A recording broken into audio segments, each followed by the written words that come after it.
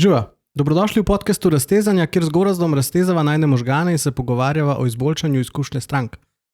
Danes Gorazd bova govorila o vprašanjih, ki jih dobivamo od podjetij, od potencialnih strank, ko se pogovarjamo o uvajanju AI agentov v njihove procese.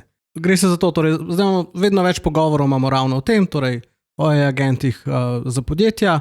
Mi se fokusiramo na področje customer experience, torej v marketingu, v prodaji, v podpori strankam, torej tam, kjer je stik s končnim kupcem. In nekako smo videli, da se ta vprašanja ponavljajo, tako kot pri vsaki novi tehnologiji ali pa pri takem, vedno so neka ista vprašanja, pa so rekla, kaj če jih dava tukaj na kup. Mogoče bo še komu koristila, ki razmišlja o uvedbi AI ali pa AI agentov v svoje podjetje ali pa pač v podjetju, kjer je. Tako da, preden začneva, nekako so si zapisala ta vprašanja, preden začneva bi vas sam spomnil, da imamo obrazac na frodix.com/vprašaj, kjer naj lahko vprašate, karkoli vas zanima, nama date predlog za neko naslednjo epizodo, idejo za temo, skratka dobrodošli.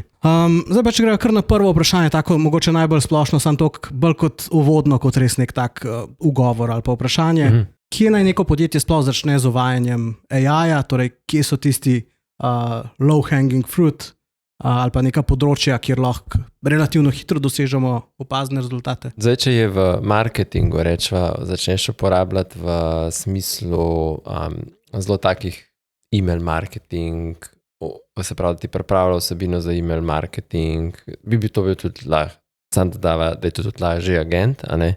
To sem malo pogovarjala pred epizodo, da pač ne bova govorila v unem delu AI-ja, ampak bolj o AI agentih.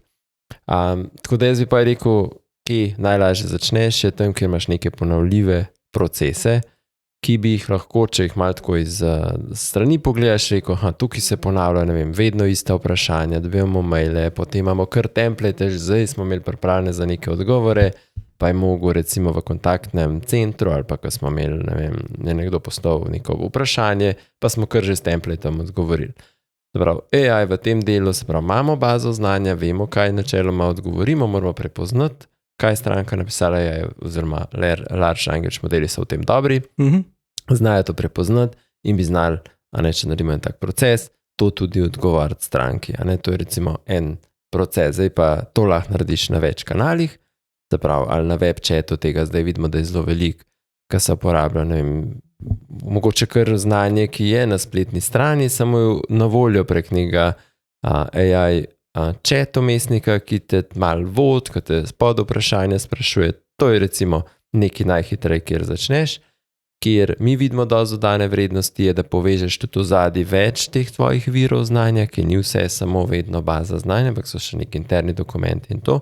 Mogoče tudi del pristopa do nekega sistema, pa še tam kakšno stvar lahko mini urediš, malo pa še do tega pa je kasneje prišla, tudi to daš lahko na voljo AI-ju, da pripravlja neke odgovore. Vse to je pa del, bi rekla, podpori strankam pri tem, ali da kupijo nek nov izdelek od tebe, ali neko storitev, ali pa kar recimo nekaj uporabljajo, pa imajo že neko vprašanje, ali pa se nekaj narobe naredi, ali pa tako. Tako da v tem delu je ta del. Pa bi pa rekel, v prodaji imamo zelo veliko teh use case-ov, ker prodajalci pravzaprav rabijo najti seznam podjetij, ki ga bodo, ne vem, targetirali, kamor bodo ponudili neko storitev, ki jo pač oni imajo. In zdaj najdejo vsa ta podjetja, smo imeli klasično, imaš neke bizije in podobno stvari, pol pa delate en enrichment, tukaj se je izkazal kot zelo dober pomočnik, se pravi, ker lahko, to so zadnjič govoril v prejšnji epizodi, ta deep research, pa to, če zdaj rečeva samo malo teh komponentov, v smislu, da lahko dosti vsebine konzumira, tebi ni treba tega delati in ti on razišče nekaj v tem podjetju, ti pomaga najti prave kontakte, eventualno ti pomaga tudi spisati neko vsebino, ki jo lahko iz tvojih inputov pošleš kot, ne vem, prvi email tej stranki. Tukaj se je izkazal tudi že tako zelo, če temu rečeva produkcijsko skoraj ready, so to tiste produkcijske stvari. Pa imamo pa veliko stvari, ki je tako, ker bi pa lahko še bil, pa mogoče nisva toliko opet, ali pa saj jaz nisem toliko pri raziskavah in nekih takih zadevah, ko iščeš neke strateške odločitve, definitivno bi AI lahko dodal mu svoje neke usmeritve podjetja, pa mu ga pač koristil za to, da ti ali izboljša neko storitev, produkt. Veliko je teh caseov, kjer se kombinira v bistvu za interni del, se pravi, in tvoje analitične podatke s tvojimi recimo nekimi produktnimi podatki in ti v bistvu na eni strani si tudi mal ta analitik, ki ti pomaga analizirati podatke in vsebino pa na to dodajati. Zdaj, to je bolj tak rečva agent v razširjenem pomenu kot tvoj asistent, ni pa to, da ga mogoče odpreš na neko javnost. Ne? Jaz bi s temi stvarmi štartal. No, se mi zdi dve dobre stvari, ali pa dve pomembne stvari si izpostavil. Eno je, kaj se v podjetju ponavlja, ne? Ker zdaj, če imamo na dan 4 tikete, ali pa 4 neke zahtevke na mail, za kjer porabim pol ure, da na njih odgovorim, verjetno ni smiselno veliko vlagati v avtomatizacijo tega. Če imamo pa neke druge procese, je pa smiselno pogledati, a se jih da avtomatizirati. In na drugi strani, v čem je AI, pa v čem so LLM modeli dobri, kar je zagotovo generiranje nekih besedil v različnih kontekstih. Pa tako kot si rekel, nekem tem, da preberejo zelo veliko besedil, ne? Torej, da zelo veliko stvari prečešajo in ven izluščijo neke informacije. Pa se mi zdi, naslednja stvar je zdaj pa mogoče od tega, ko najdemo neke primere, zdaj pa kako se lotiti uvajanja. Ne? Tukaj se mi zdi, da moramo se vprašati, a je to nekaj, kar imamo neko interno znanje o tem, ga lahko izkoristimo, ali je cilj, da nam nekdo drug naredi. Ne? Pa zdaj potem spet malo raziskati, obstajajo že neki produkti, ki točno to delajo. Ne? Prej si omenil recimo enrichment nekih podjetij ali pa nekih oseb, ful orodij na to temo že obstaja. Mogoče ugotoviti, a katero od teh fita nam, oziroma na drugi strani imamo nek tok custom primer ali pa smo pač tok posebni, da rabimo to nek custom razvoj narediti, ker spet to lahko naredimo res pač custom, kot nekdo bo nekaj izprogramiral, oziroma se lotimo tega na neki platformi, ki nam to omogoča. Ne? Lahko je to zdaj Agent AI ali pa mi se veliko igramo na BotPress platformi, ali pa igramo, delamo z njo. Kjer pa spet, torej tam lahko zelo veliko narediš, ali pa en kup rešitev je ravno za podporo strankam, ki omogočajo to. Naložiti k nam tvoje dokumente, ali pa daj nam link do spletne strani, mi bo pa ti pripravili bota, ki bo odgovarjal na ta vprašanja. Je to zdaj nekaj, kar smo sposobni sami narediti, ali spet rabimo nekoga, da nam bo to pomagalo. Ne? Zdaj se veš, koliko smo pri nas vložili v izobraževanje ljudi, ki delajo na tem, v to, da delajo prompting, kako bojo zlagali skupaj neke korake, da bojo smiselni. Tukaj pač je nekaj znanja, ki ga je treba usvojiti, preden lahko delamo dobre rešitve. A ne? Ja, zelo dobro moraš razumeti ozadje, se pravi in LLM modelov, kako delujejo in cel ta rečva tehnični aspekt, zato da konec koncev znaš zelo dobro to prenašati v en del v prompte, ki so velik del tega, drugo, da razumeš gradnjo nekih flowov, ki so spet neka tehnične skillsi, ki jih moraš imeti.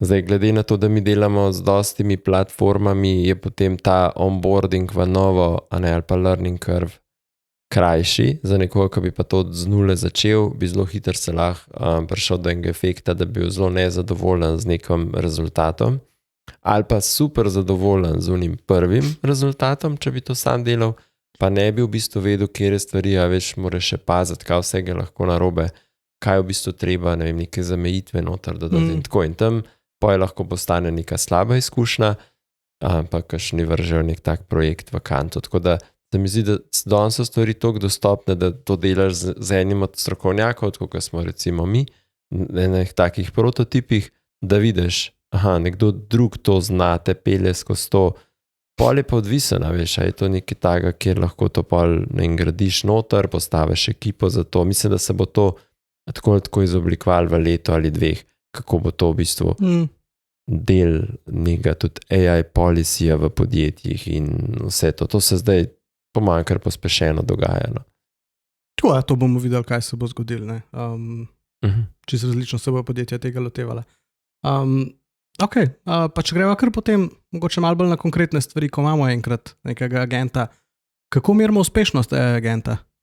Zdaj, če je to klicni ali pa reče kontaktni center, ne klicni center, bi jaz vsem šel meriti recimo nek CSAT odgovorov, pa bi primerjal tisto, kar je AI generiral za rezultati tisto, ki so jih pač človeški agenti naredili, kakšne rezultati so, a so primerljive pač ocene, a so boljše. Zdaj odzivni čas je ponavadi tako hitrejši, a ne pa AI odgovori, sama je tudi kvaliteta taka. Koliko teh odgovorov oziroma koliko začetih pogovorov AI-ja je bilo pa treba prenesti na človeka, v smislu, ker je pač user rekel, da se pač ne želi več z AI-jem pogovarjati, ali pa AI ni zadostil pač uporabnikovim zahtevam, pa pač ni mogel rešiti tega. Se pravi, to bi me zanimalo tako.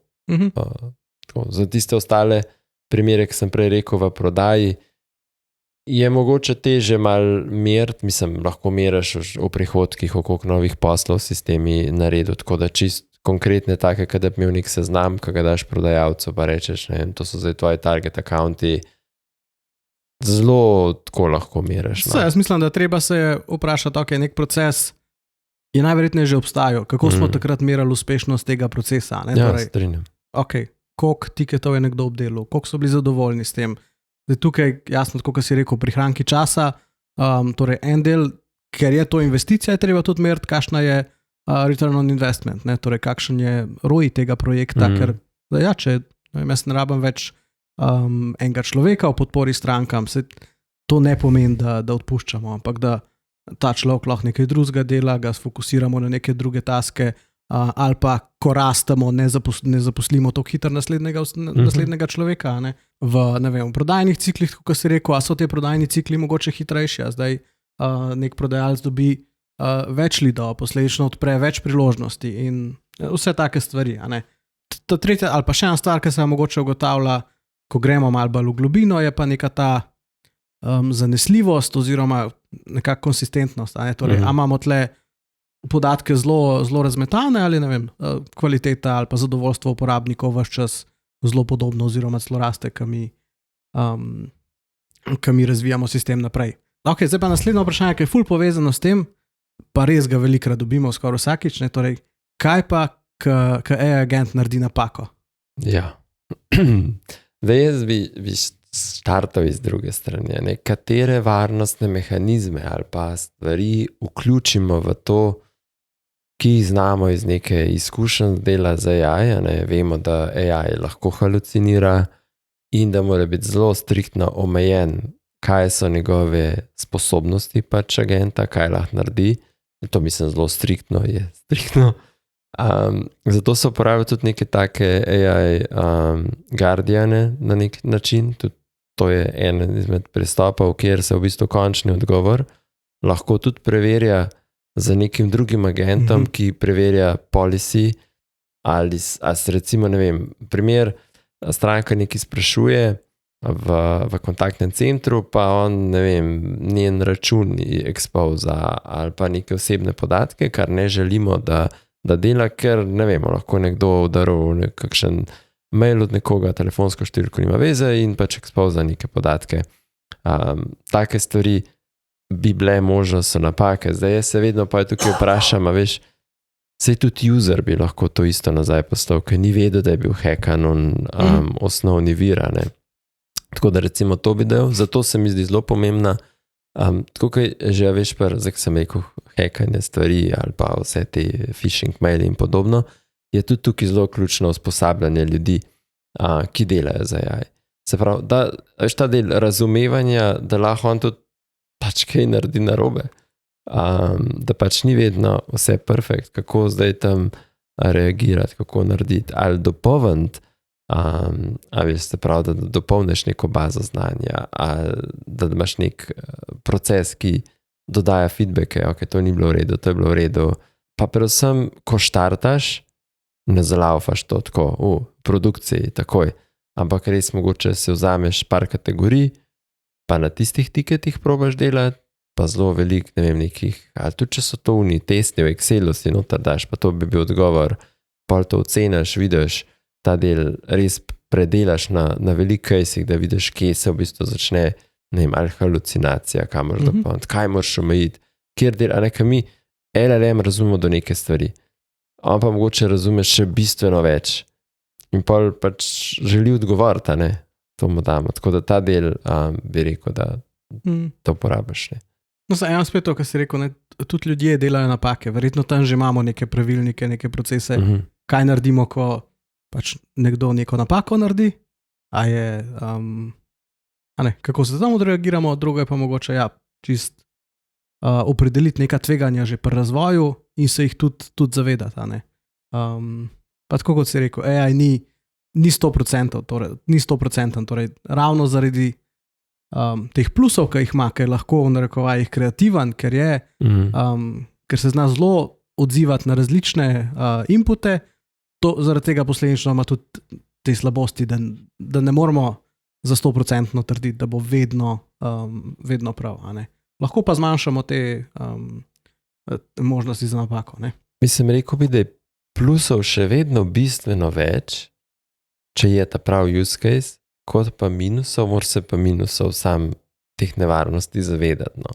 Tako. Ok, zdaj prideva, torej že prej si omenil agente recimo za podporo uporabnikom, ki delajo na neki bazi znanja, je to zdaj spletna stran, ali so neki dokumenti, neki procesi, kakorkoli. O tem imamo tudi zelo, zelo veliko pogovorov, sploh zaradi tega, ker so ponavadi prvi prototipi, ki jih delamo, ravno temeljijo na bazi znanja.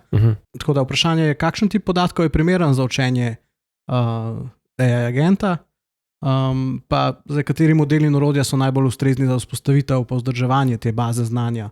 Jaz se lahko malo lotam vrste podatkov, pa tako malo kakšni modeli, pa pol ti dopolneš še to drug del.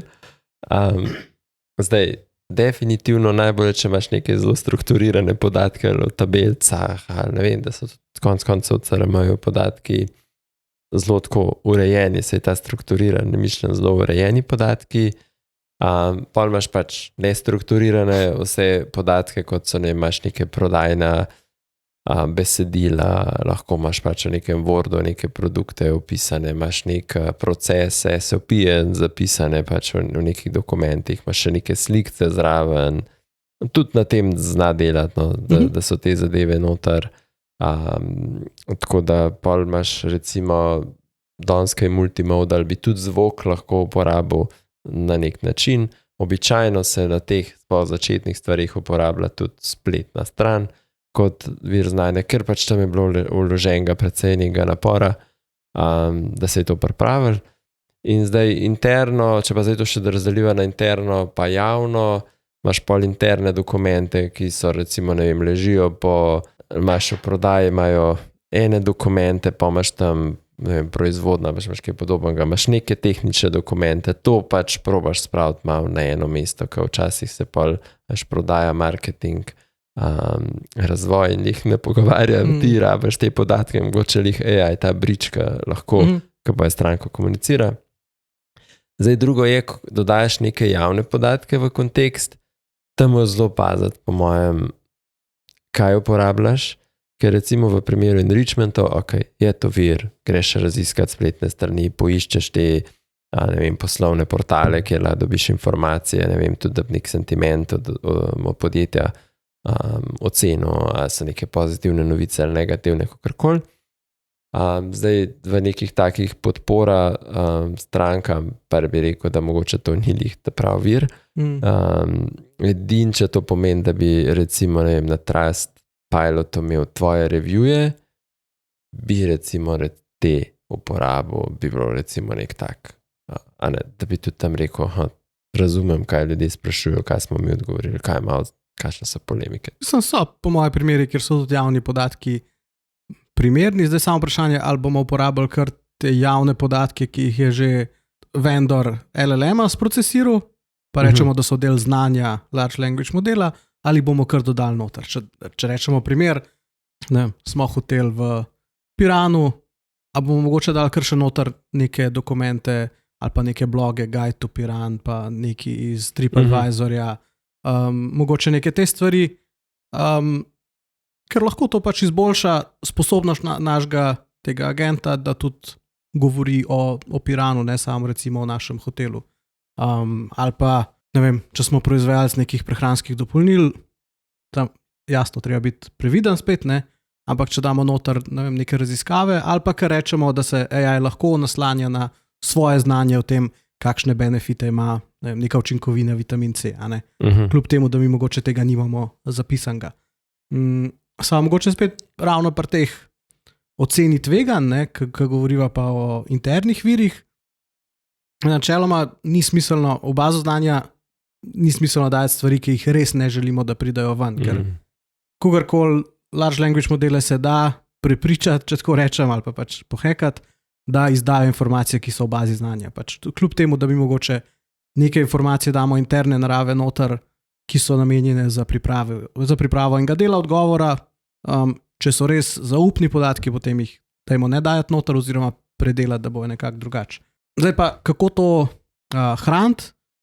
Za hranjenje je zelo odvisno od tem, kje imamo postavljeno vse skupaj. Zdaj je to neka custom rešitev, pa bomo postavljali neko vektorsko bazo znanja, ki bo to noter hranila, ali bomo iskali neko knowledge platformo, ali je to že kar del te rešitve, na kjeri delamo.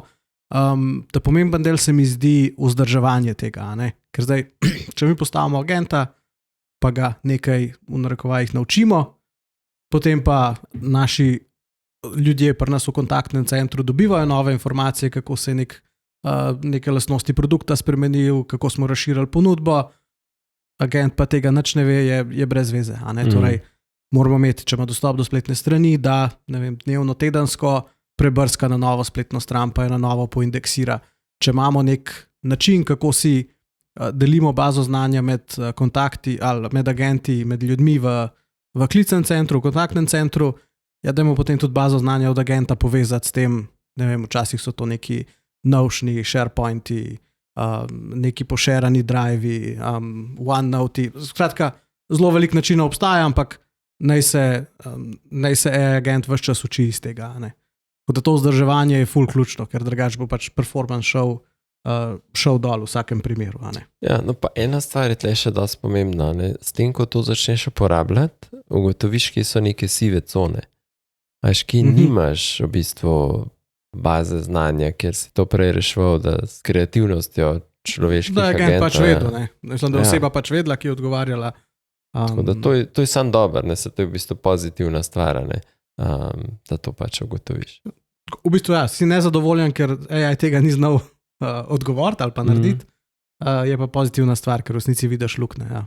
Ok, potem pa zdaj, za kjere naloge ali pa procese v našem podjetju pa AI ni primeren. Eno si že malo omenil, zelo občutljivi podatki, ki jih ne želimo deliti, zaradi tega, ker obstajajo opcije, da pač lahko pridobiš podatke, kako je pač zadeva zgrajena. Zdaj, obstajajo načini, kako do tega, ne vem, recimo omejuješ, ampak še vedno je bolj prav, da ne uporabljamo nekih stvari. Mogoče, po mojem, moramo to razdeliti. Eno je občutljivi podatki v bazi znanja, torej tam tudi ne želimo, v bazo znanja ne želimo dati preteklih tiketov, ker tam pač piše, živijo sem Andrej, moj naslov je to in tako. To, moja telefonska je to in to, ker ne želimo, da je to znanje od agenta. Drugo so pa osebni podatki, ki so tudi lahko, ki so tako ali pa drugače občutljivi, te pa jasno priklapljamo na agenta, torej osebni podatki naših strank, ampak tam je pa zelo omejen način, kako lahko katere osebne podatke in kdaj agentu damo na voljo. Torej, najprej mora se zgoditi neka autentikacija, ki jo ne upravlja AI agent, in tudi potem mi ne rečemo AI agentu, če uporablja neka orodja za povezavo na naše ostale informacijske sisteme, da, ne vem, on, ko naredi query ali pa API klic, da tam izpolnjuje ID uporabnika ali pa email uporabnika, po čemerkoli mu damo na voljo, da išče, ampak ta del mora biti hardcodan. Torej, če sistem nek interfejs za AI agenta ve, da sem jaz Andrej, mora AI agentu omogočati sicer, da poišče moje osebne podatke, moja pretekla plačila, naročila, transakcije, ampak vedno mora biti to, da sem jaz Andrej, moj ID, nek moj osebni podatek, hardcodan noter, če tako rečem. No, si to, raven te osebni podatki so dostakrat vprašanja, ki so, kako, a bomo vedeli, kaj uporablja LLM zraven, pa tako. Naše neko prepričanje je, da se čim več anonimiziranih seveda stvari pošilja. tam, kjer se le da. Ne? Mogoče tudi takrat, ko nimamo zelo ustreznih ali pa kakovostnih podatkov, takrat tudi ne bi uporabljali AI agenta, zato ker bo ta del zmišljevanja ali pa halucinacije zelo prepuščen njemu, da najde odgovor, ne moremo pa dati nekega takega konteksta. Ko imaš tiketov zelo, zelo malo, je tudi vprašanje glede smiselnosti, pač to je tudi ena zadeva. Zdaj, jaz bi rekel za vsa področja, ki so etične narave, sporne za neko splošno etiko, tista so vedno, da dobiš nek backfire pa strani. Vemo, da so large language modeli biased, ne? Čist pač zaradi osnove, na katerih podatkih so se učili, imajo pač neko tendenco v eno ali pa drugo smer. Tako, zdaj, kjer to lahko izločaš, super. Zdaj, mogoče tudi, kjer je potrebna, to gre malo s tem prejšnjim neka empatija, neke stvari, sicer gremo v to smer, da znajo zaznavati tudi stvari, pa mogoče tudi kakšne stvari boljše odgovoriti, pa bolj asertivno, kot pa mogoče kakšen agent, ampak recimo, da probamo v neke take zelo kompleksne stvari, ker je neke zelo eskalacije, pač vključiti vse na človeškega agenta, da nekaj pač prevzame, se mi zdi to ok. Zdaj, malo sem pa še razmišljal, zdaj verjetno tam, kjer rabijo zelo, zelo, zelo kvalitetne outpute, ni AI prva najboljša oblika, ampak v tem delu, kakor se zdaj pogovarjava AI agentov v CX-u, drugače v medicini pa v pravu se to kar veliko porablja. Ne bi pa ran rekel, da na ta način, da bi ti kar izvid sam dodal, mogoče, ne vem, pa kar sam vse tam dobu, pa bi kar to bilo, lahko ti dam mnenja, za mnenje ja, iz tega ven dal diagnoze, kar sam po sebi pa ne. Vemo pa, da na drugi strani v mediku obstaja pač veliki projekti ali pa ogromna sredstva imajo določeni projekti v Ameriki, kjer v bistvu dosegajo izjemne rezultate s pomočjo AI, ampak to bi rekel kot AI v tem osnovni obliki gradne, da pač celega LLM-a zadnji pa vse in to ni enako, kot se mi dva danes pogovarjamo. Zgradite agenta nekih obstoječih... Tako, ja, to je mogoče ta del. Za ta del ne bi to uporabljal, se pa AI kot tak uporablja tudi tam.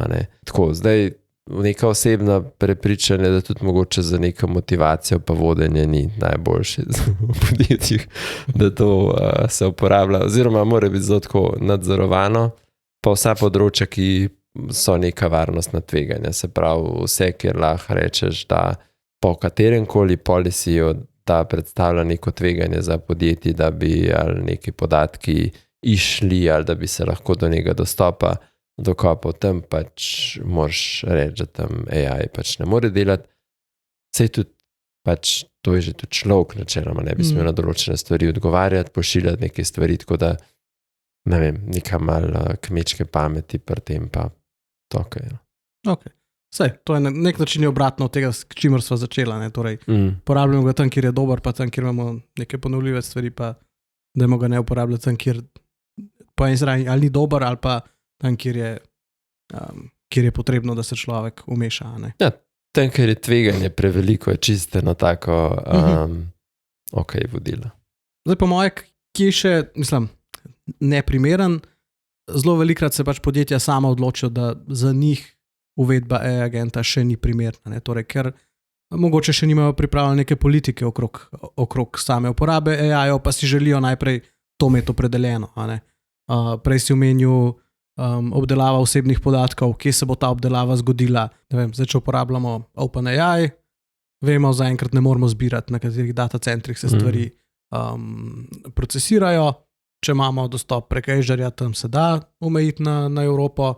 Lahko pa en stvari do neke mere upravljamo, torej lahko anonimiziramo en del podatkov, ki jih damo procesirati, torej osebne podatke, te, ki so res za identifikacijo uporabni, lahko anonimiziramo, pa jih potem nazaj združimo s podatki, spet z nekim tem hardcodanim procesom.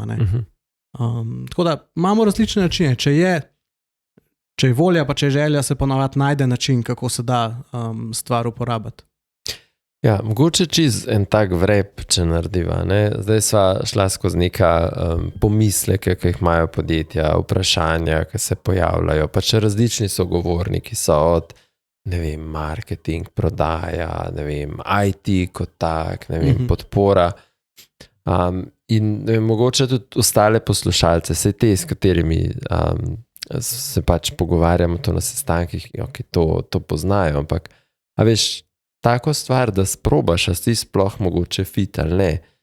Tukaj ne govorimo o nekih enormnih zneskih, pa ful časa porabimo za to. Ne? To je tako danes veliko bolj dostopno, da to testiraš, pa vidiš, a je tvoje podjetje sploh zrelo za to, oziroma da znaš to hitro ugotoviti, ok, tole nam pa še manjka. Tako da ta del se mi zdi je dobro povedati, da to ni nekaj zdaj tako bao, pa si moraš sam ta veliki lahko to prvošijo. Zdaj, če je dosti nekih tiketov, če je dosti nekega biznis case-a, tako kot pa vsaki stvari, pač je to za stestirati. No. Ja, mislim, lahko čisto naredijo vse malo sales pitcha poslušalcem. Torej, jaz bi vsakmu priporočil, da si, če ima nek use case, vsaj za nek mogoče tak osebni, dajte si na Agent AI-u narediti enega agenta, pa malo dobiti izkušnje s tem. Lahko tudi nama pišete na LinkedInu, spodaj v komentarjih, kakorkoli, pa se lahko povežemo, pa si zamislimo kakšen prototip bi bil smiselen v vašem podjetju. Lahko pomagava in razmišljati o tem, kje so smiselna področja in do tega, da potem pripravimo nek prototip. Ja, to je kar en tak super zaključek. Super. Kakšna vprašanja se pa vam porajajo okrog uvedbe AI-ja v vaše podjetje ali pa v vaše procese? Dajte jih poslati na frodix.com/vprašaj ali pa jih napišite spodaj v komentarje, bo vesela, pa jih bo probala odgovoriti. Tako da, prišla smo do konca. Hvala Gorazd za sodelovanje. Hvala vsem za poslušanje in se vidimo naslednjič. Čau. Čau.